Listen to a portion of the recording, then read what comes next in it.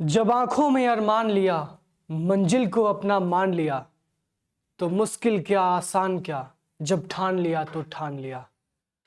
तो इस प्रकार से आपको अपने सफलता के प्रति, अपने आने वाले मंजिल के प्रति संघर्ष करना है कि अगर एक बार मैंने ठान लिया है कि मुझे वहां तक पहुंचना है, तो no matter what happens in your life, how many adversities and adverse circumstances comes in your life, you have to keep fighting with that circumstances, with that obstacles, और एक दिन आपको मंजिल आपके हाथ में मिल ही जाएगी। चलिए स्टूडेंट्स, तो बहुत बहुत स्वागत है आप सभी का आपके अपने चैनल टारगेट सेमेस्टर में और आप सभी के अपने कोर्स सारथी में। आज हम डिस्कस करने वाले हैं बिजनेस स्टैटिस्टिक्स के एमसीक्यूज, जो आपका व्यवसायिक सांख्यिकी नाम का सब्जेक्ट है, उसके एमसीक्यूज हम डिस्कस करने वाले हैं। और ये कौन से एमसीक्यूज है भाई? तो ये नॉर्मल एमसीक्यूज नहीं है, ये है आपका प्रीवियस ईयर क्वेश्चन पेपर। देख लीजिए आप, आपके सामने सबूत मैं खोल दे रहा हूं। ये है आपका पिछले सालों का क्वेश्चन पेपर जो आपके यूनिवर्सिटी ने आपसे पूछा है, and it is going to be the one of the most important and benchmark for your examination. अब जब भी किसी परीक्षा की तैयारी करते हैं तो परीक्षा की तैयारी करने का आधार होता है प्रीवियस ईयर क्वेश्चन पेपर। आप इससे ये आकलन कर पाते हैं कि क्वेश्चंस कैसे पूछे गए, उस हिसाब से आपको तैयारी करने का डिसीजन लेना आसान होता है। चलिए स्टार्ट करते हैं। सबसे पहला क्वेश्चन है, when an investigator uses the data which has already been collected by others is termed as। जब एक अन्वेषक उस समंग का प्रयोग करता है जो पहले दूसरों के द्वारा एकत्रित किया जा चुका है तो उसे कहते हैं। तो जब कोई भी इन्वेस्टिगेटर किसी ऐसे डेटा को यूज करता है जो पहले से कलेक्ट किया गया था तो उसे हम सेकेंडरी डेटा कहते हैं। अच्छा, जब कलेक्ट किया गया था तो उसे हम प्राइमरी डेटा कहेंगे, और जब कलेक्ट करके हम उसका यूज कर रहे हैं, कलेक्ट करने वाले हम नहीं, हम बस यूजर हैं, then this is called secondary data. चलिए, अच्छा एक क्वेश्चन आपसे पूछना चाहेंगे, सबसे ज्यादा रिलायबल कौन सा होता है, प्राइमरी डेटा या सेकेंडरी डेटा? ऑफलाइन वाले बताएंगे। प्राथमिक आंकड़ा ज्यादा विश्वसनीय होता है या द्वितीयक आंकड़ा? Primary data is more reliable, क्योंकि उसको हमने कलेक्ट किया है, हम जानते हैं, और हमने पूरे आप अपनी मेहनत से कलेक्ट किया है, हमने कोई लापरवाही नहीं की होगी। लेकिन भाई दूसरे के द्वारा डेटा कलेक्ट किया गया है, वो डेटा कितना अच्छा होगा कितना बुरा होगा वो तो वही जानता है। वो उस डेटा को कलेक्ट करते समय कितनी लापरवाही उसने की है वो जानता है। हम तो आंख बंद करके उसके डेटा पे विश्वास कर रहे हैं, जबकि जब हम कलेक्ट करेंगे तो हम जानते हैं कि डेटा में कितनी सटीकता है और कितनी रिलायबिलिटी है। क्वेश्चन नंबर सेकंड पूछा गया है, A dash sample is obtained by selecting convenient population unit। सुविधाजनक जनसंख्या इकाइयों का चयन कर डैश नमूना प्राप्त होता है। तो जब भी आप कन्वीनियंस सैंपलिंग करते हैं, क्या करते हैं? कन्वीनियंस सैंपलिंग, यानी आप सुविधाजनक नमूनों को इकट्ठा करने जाते हैं, तो पता है क्या ध्यान रखते हैं आप कि आपके लिए कौन सा सैंपल अच्छा है, आपके लिए कौन सा सैंपल कन्वीनियंट है, मतलब कौन सा सैंपल बड़ी आसानी से आपको मिल जा रहा है। This is called convenience sample. अगला question, question number third, the larger the size of the population the dash should be the sample size. जितना बड़ा जनसंख्या होगा उतना ही बड़ा नमूने का आकार होगा। मतलब अगर जनसंख्या ज्यादा है तो नमूने भी ज्यादा होनी चाहिए, और जनसंख्या छोटी है तो नमूने भी कम होने चाहिए। इसका ऑप्शन हो जाएगा बी, दैट इज लार्जर। मतलब अगर पॉपुलेशन बड़ी होगी तो हमारा सैंपल भी बड़ा होगा। सैंपल बड़ा होगा इसका मतलब क्या है कि सैंपल बहुत सारे होंगे। अगर पॉपुलेशन बहुत ज्यादा है, मान लो 10 करोड़ की पॉपुलेशन है, उस हिसाब से हम 50,000, 1 लाख, 10 लाख का सैंपल कलेक्ट करेंगे। अब मान लो 5 गो पॉपुलेशन है तो 5 गो में से 5 सैंपल थोड़ा कलेक्ट कर लेंगे, 1 या 2 सैंपल कलेक्ट करेंगे, तो depending on the number of persons और पॉपुलेशन लेवल। क्वेश्चन नंबर 4 पूछा गया, the classification of data according to location is what classification. स्थान के अनुसार समंकों का वर्गीकरण कहलाता है।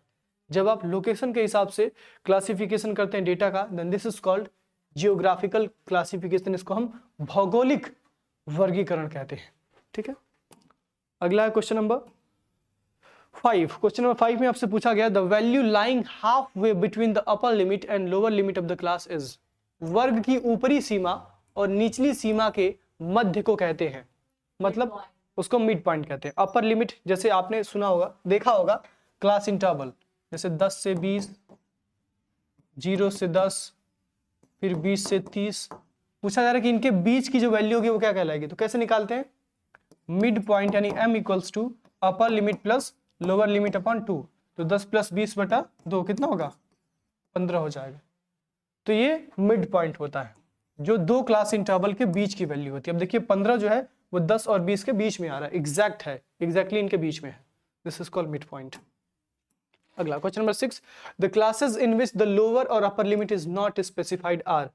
कौन सी ऐसी क्लासेस होती है जिसमें लोअर और अपर लिमिट स्पेसिफाइड नहीं होती है, यानी कौन से ऐसे वर्ग होते हैं जिसमें निचली एवं ऊपरी सीमा निर्दिष्ट नहीं होती है, उसे हम कहते हैं ओपन एंड क्लासेस, यानी खुले सिर वाले। अच्छा, जिसमें स्पेसिफाइड होंगे उसे हम कहेंगे क्लोज एंड क्लासेस। ठीक है, चलिए क्वेश्चन नंबर 7, ये न्यूमेरिकल है, ध्यान से समझिए। If the class mid points in a frequency distribution are 25, 32, 39, 46 and 60, the size of the class interval is। यदि बारंबारता बंटन के मध्य बिंदु है 25, 32, 39, 46 और 60, वर्गांतर का आकार होगा। कैसे निकालेंगे? कुछ नहीं करना है। देखो दो फिगर्स के बीच में डिफरेंस क्या है? 25 और 32 के बीच में डिफरेंस क्या है? 7 का।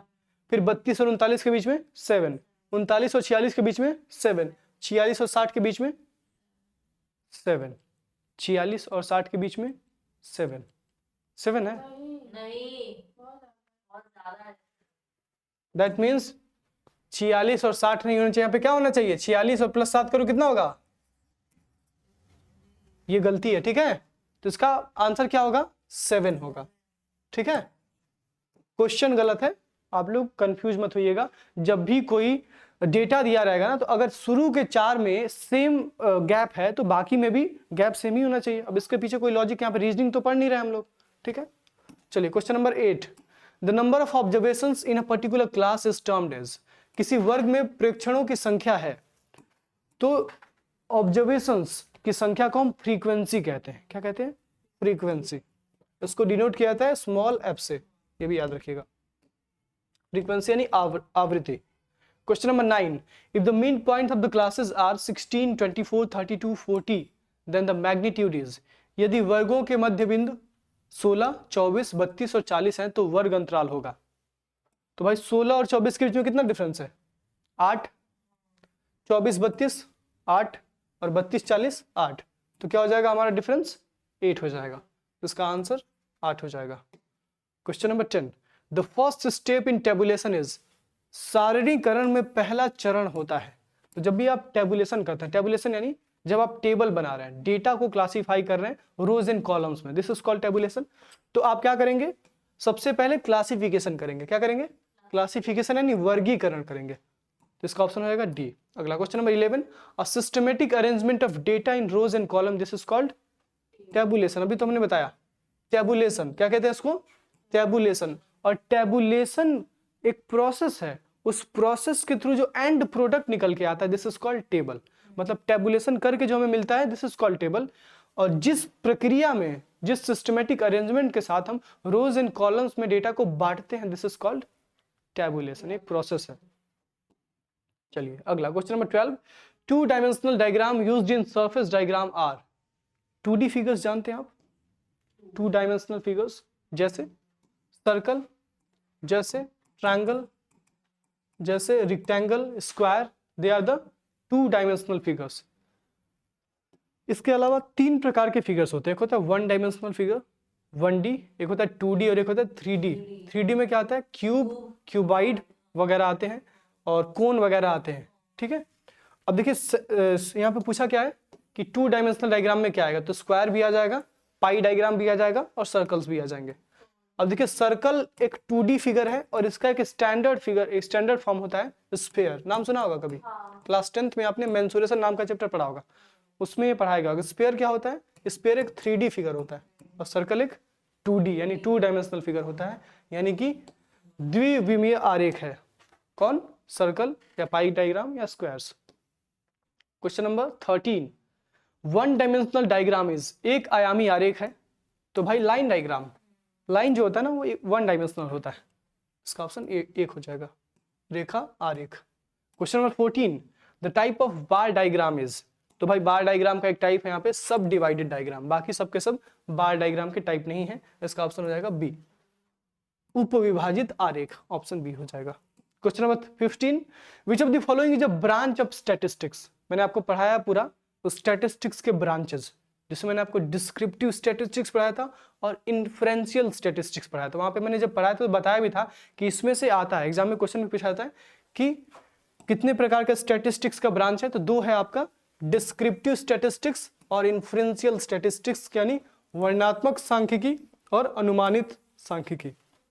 इसका ऑप्शन हो जाएगा D, that is both A and B. Industry statistics नाम का कोई ब्रांच नहीं है स्टैटिस्टिक्स का, याद रखिएगा। Question number 16, histogram is also called as, तो हिस्टोग्राम को हम हिस्टोरीग्राम भी कहते हैं। क्या कहते हैं? हिस्टोग्राम को हम हिस्टोरीग्राम भी कहते हैं। अब भाई हिस्टोग्राम क्या होता है? तो हिस्टोग्राम एक तरह का डायग्राम होता है, एक तरह का मेथड आप कह सकते हैं, जिसके थ्रू हम मोड आसानी से निकाल सकते हैं। मोड यानी बहुलक, तो ऑप्शन हो जाएगा सी, बहुलक को निकालने में मदद करता है कौन? हिस्टोग्राम। और हिस्टोग्राम का दूसरा नाम क्या है? हिस्टोरीग्राम, याद रखिएगा। अगला, विच रिलेशनशिप इज नॉट करेक्ट, कौन सा संबंध सही नहीं है? अब देखिए, रिलेशनशिप होता है मीडियन, मीन और मोड के बीच में। क्या रिलेशनशिप होता है? यहां पे दिया गया मोड इक्वल्स टू, मोड को डिनोट करते हैं किससे? जेड से। 3 मीडियन माइनस 2 मीन, मीन को डिनोट करते हैं एक्स बार और मीडियन को डिनोट करते हैं कैपिटल एम से। याद रखिएगा, median is denoted by capital M, mode is denoted by capital Z and mean is denoted by x bar. ठीक है, इट्स कॉल्ड मीन।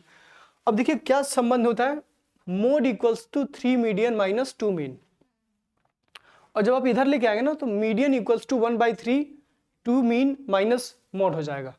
और फिर आप जब मीन निकालेंगे ना तो mean equals to 1/2 3 mean minus mode हो जाएगा। लेकिन मीन को निकालने का ये फॉर्मूला नहीं होता है, 1/3 2 median minus mode.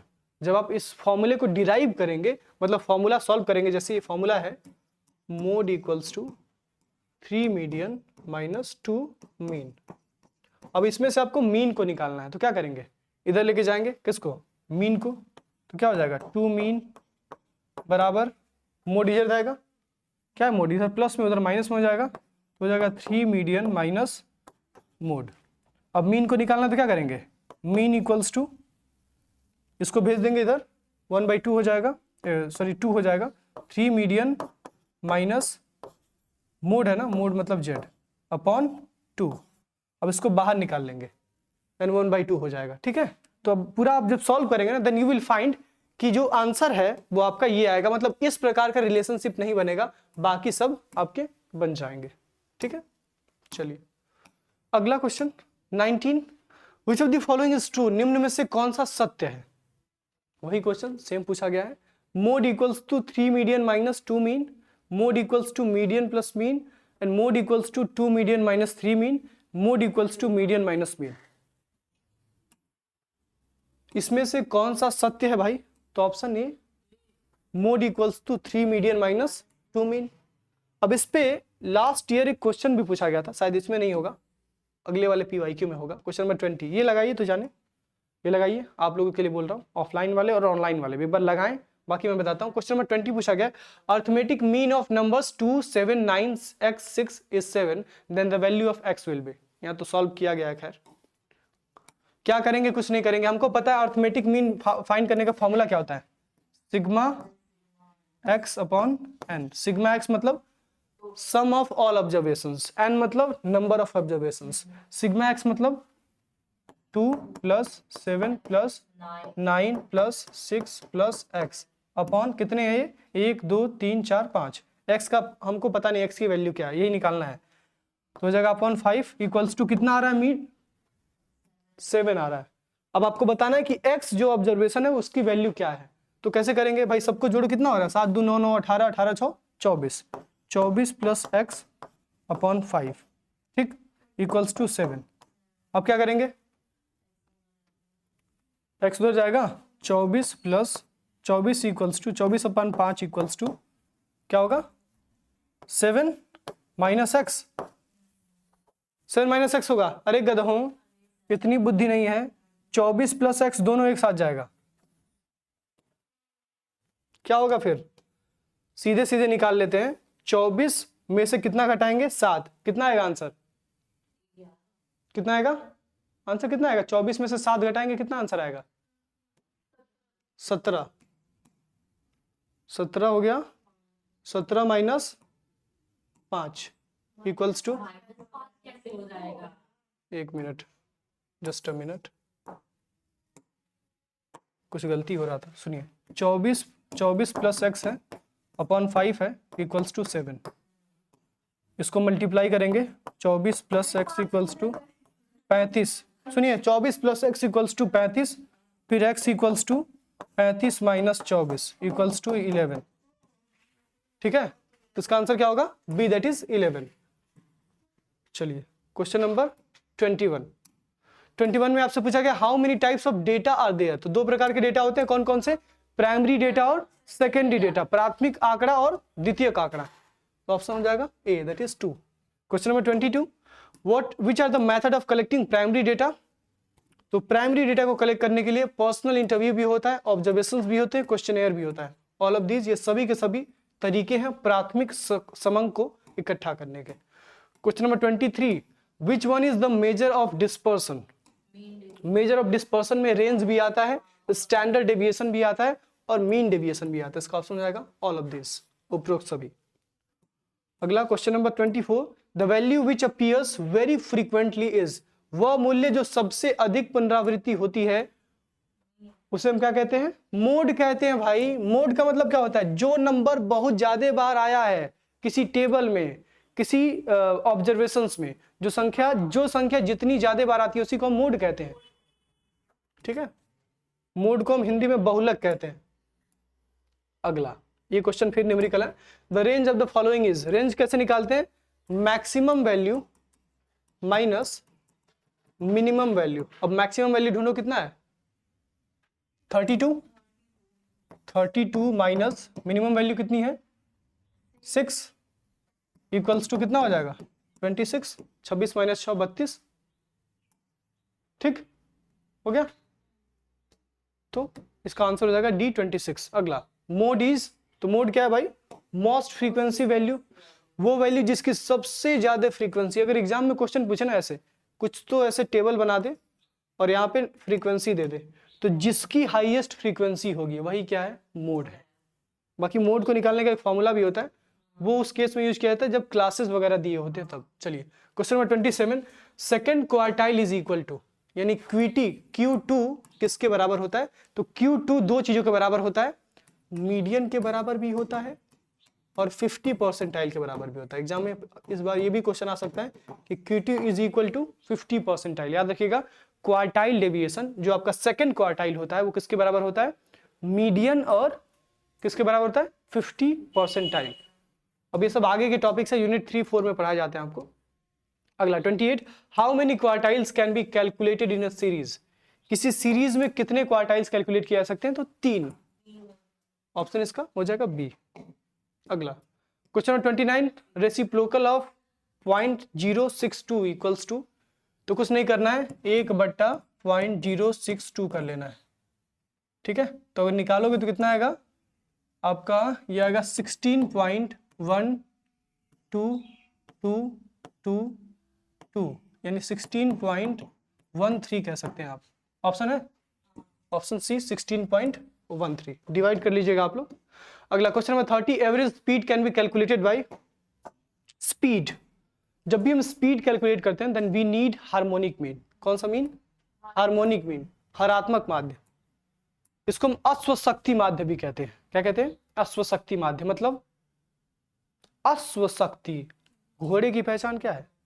Speed, that's why. अगला question number 31, if standard deviation is 15, mean equals to 30, covariance will be. तो अब कोवेरिएंस निकालने का फॉर्मूला क्या होता है?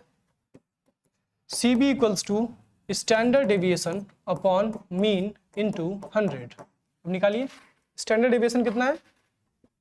15/30 गुणे 100।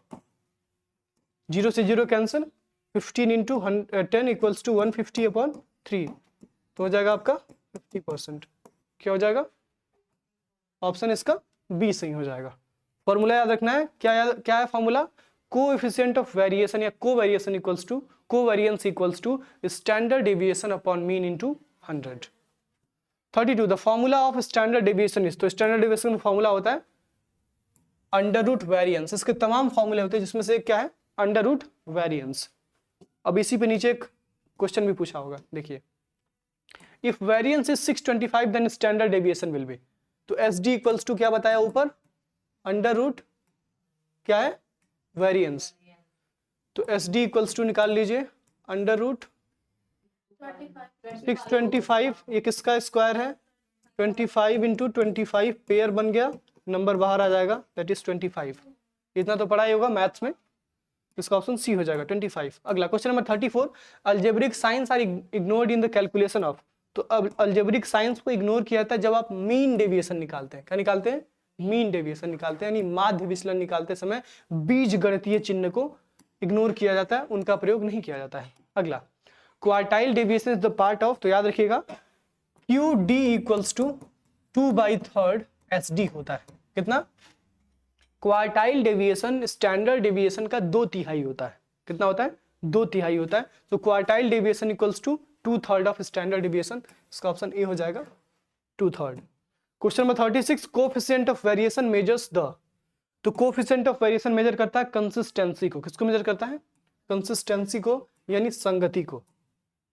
अगला 37, स्टैंडर्ड डेविएशन की खोज किसने की थी, standard deviation was propounded by, प्रमाप विचलन के प्रतिपादक कौन थे, तो कार्ल पियर्सन।